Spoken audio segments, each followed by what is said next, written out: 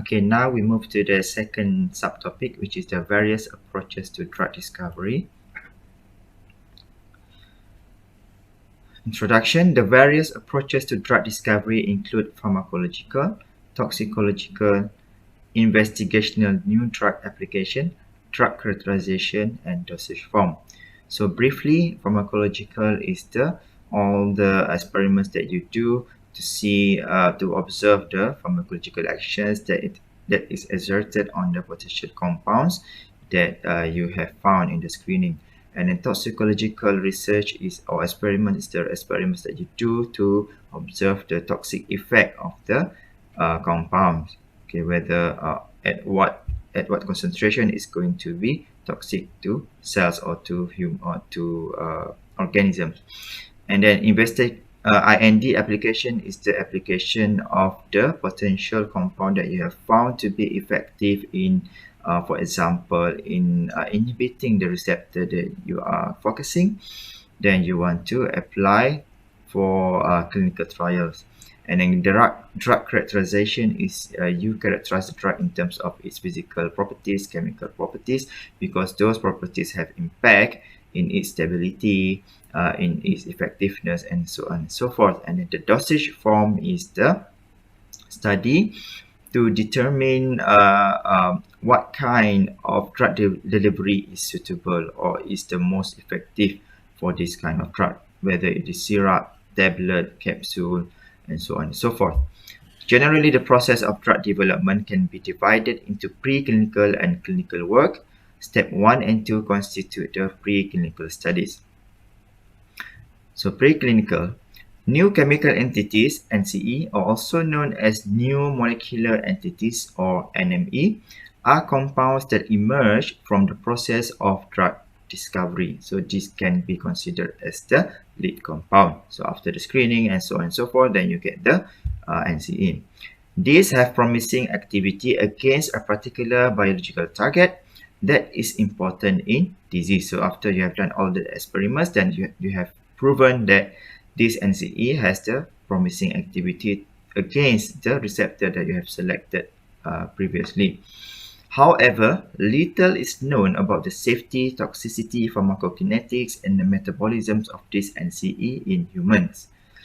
So once you have got all the pharmacological actions, all the details, then you only know that it is effective, for example, in inhibiting the receptor that you're focusing, but you don't know its safety, whether how much concentration that you want to use in human, and so on and so forth. So it is the function of drug development to assess all of these parameters prior to human clinical trials. Okay. A further major objective of drug development is to recommend the dose and schedule for the first use in a human clinical trial, first in man, FIM, or first human dose. So you have to determine all these dose or the timing during the preclinical stages.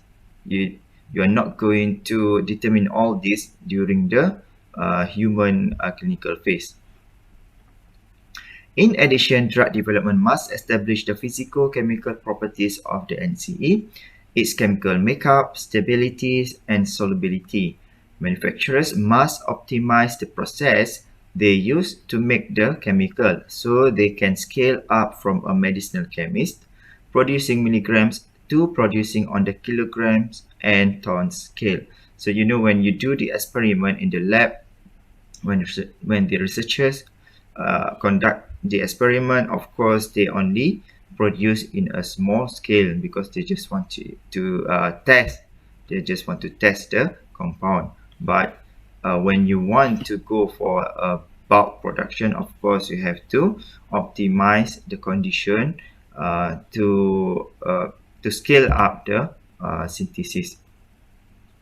They further examine the product for suitability to package as capsules, tablets, aerosols, intramuscular injectable, subcutaneous injectable, or intravenous formulation. So these are some of the examples of dosage form that you can use to formulate the compound of interest.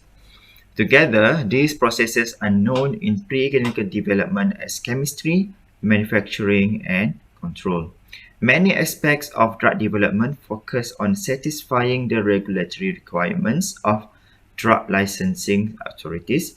These generally constitute a number of tests designed to determine the major toxicities of a novel compound prior to first use in humans.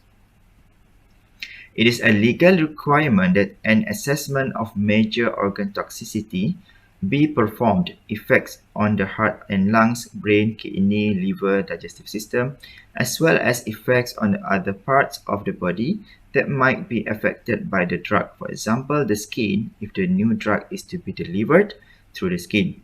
Increasingly, these tests are made using in vitro methods, for example, isolated cells, but many tests can only be made by using experimental animals to demonstrate the complex interplay of metabolism and drug exposure and toxicity. So when you test the drug on in vitro models, that means the model is actually cells isolated from organism or from human. Then you can only see the effect of the drug on that particular cell, which expresses the receptor or the proteins that you are focusing. Whereby in vitro experiment, you have a lot more other biochemical pathways that are going on in the body. So this particular new drug can also affect other biochemical pathways. That's why the ultimate stage of the preclinical stage is the testing in animals or in vivo. So the preclinical trial is a lab test of a new drug or a new medical device, usually done on animal subjects, to see if the hoped for treatment really works and if it is safe to test on humans. Pharmacological approaches to drug discovery. So remember under pharmacological, there were five actually just now: the pharmacological, toxicological, IND application, dosage form, and also the characterization. So the first one is pharmacological approach.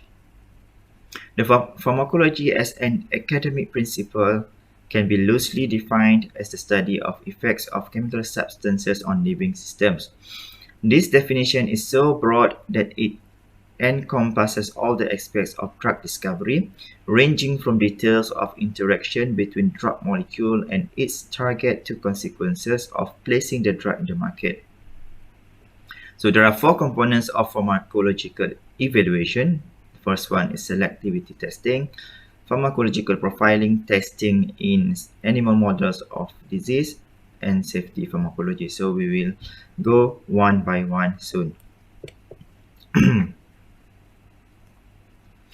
So the first one, selectivity testing, mainly involves two main stages: screening for selectivity.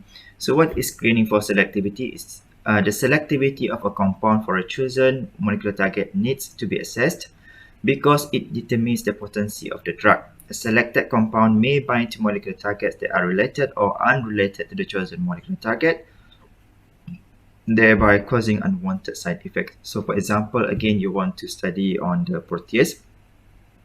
So the first thing first, you screen the compounds, many compounds on the protease. And then after you screen, then you get the potential compound, then you do further studies on the compounds on the protease.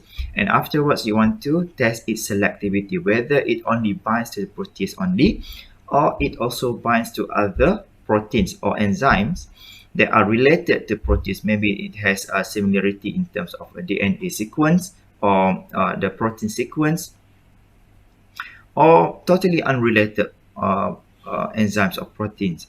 Okay, so you want to test for its selectivity. So if it can also bind to other receptors or enzyme, it can produce unwanted effect, of course, because you want to only target the protease, but it also target other protein.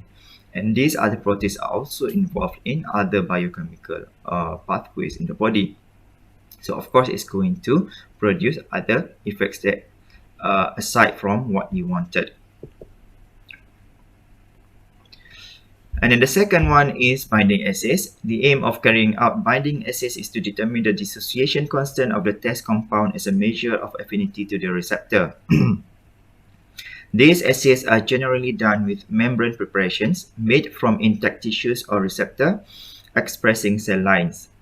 In most cases, the assay measures the ability of the test compound to inhibit the binding of a high-affinity radioligand, which selectively combines with the receptor in question.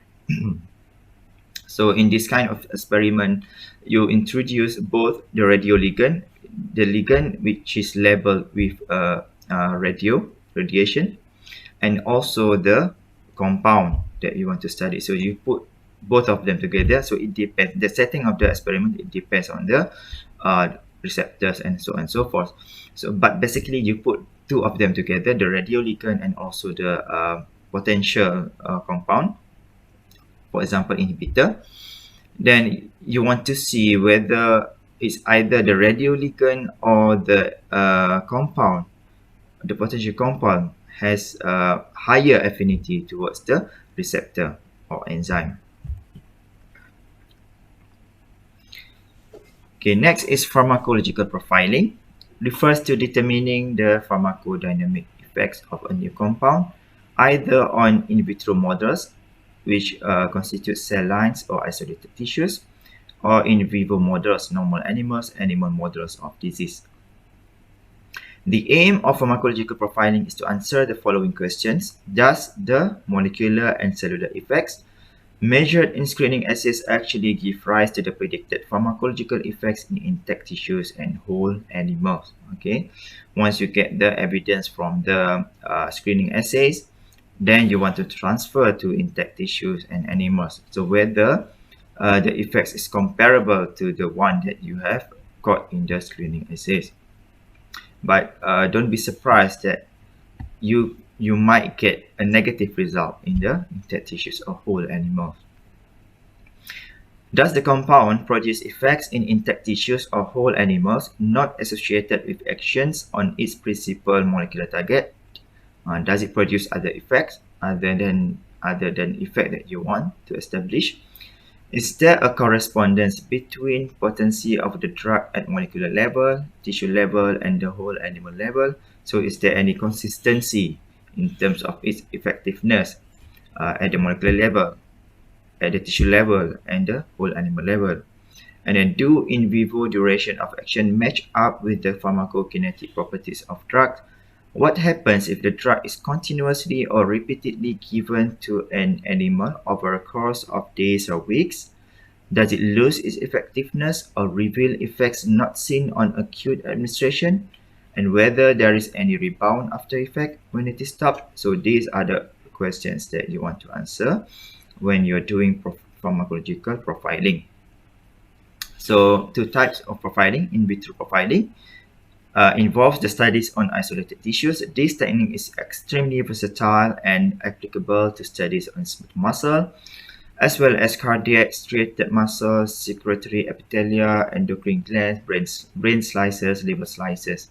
In most cases, tissue is obtained from a freshly killed or anesthetized animal and suspended in warmed, oxygenated physiological fluid solution. And sometimes, in rare cases, the tissues are also coming from human. But of course, when you involve human in your study, then you have to apply for human ethical approval. The advantages of in vitro is the concentration effect relationship can be accurately measured. The design of the experiments are highly flexible, allowing measurement of onset and recovery of drug effects, measurement of synergy and antagonism by other compounds. And the disadvantages are that the tissues normally have to be obtained from small lab animals rather than humans or other primates. The preparations rarely survive for more than a day, so only short experiments are feasible. And in vivo profiling involves the testing on normal animal models. These methods are time-consuming and very expensive. They can be done on larger animals. A particularly important role of in vivo experiments is to evaluate the effects of long-term drug administration on intact organism. Species difference. It is important to take species difference into account at all stages of pharmacological profiling. The same target in different species will generally differ in its pharmacological specificity. The growing use of transgenic animal models will undoubtedly lead to an increase in animal experimentation. So one consideration when you want to do in vivo study, you have to check the protein sequence, the DNA sequence of the protein that you are studying, and whether how much similarity it has between the animal and also human. Because as much as you want to actually provide data that can reflect in human. So of course, when you want to study a receptor, you want to study a receptor that has a high similarity with the human receptor. That's one of the considerations that you can use to determine the species of animals that you want to use in vivo study. And the growing of transgenic animal models. Transgenic animal models are the animals that have been genetically modified to express the protein that you want to study. For say you want to express a human protease, for example, a human protease. So you modify the DNA of the embryo, and then you inject into the animals, and then the animals will breed. So the offspring will bear or will produce or will express the protein that you have been introduced into the animal's DNA. So these are some common animals that you use in vivo studies: mice, rats, rabbits, guinea pig, and so on and so forth.